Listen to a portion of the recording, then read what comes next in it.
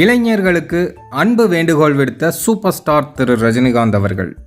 இது இப்போ வெளியான செய்தி கிடையாது. இப்போ வரையும் தலைவர் இந்த விஷயங்களெல்லாம் சொல்லிட்டு தான் இருக்காங்க. 1990களில் ஒரு பத்திரிகையில் வெளியாயிருந்த செய்தி தான் இது.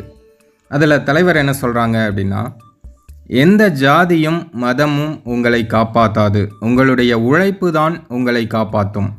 உங்களை காப்பாற்றின அப்பா அம்மாவை நீங்கள் காப்பாற்றணும், அது உங்கள் கடமை இல்லை, கடன். அதே போல் உங்களை காப்பாற்ற போகிற உங்கள் குழந்தைகளையும் நீங்கள் காப்பாற்றணும். குழந்தைங்க தான் உங்கள் சொத்து.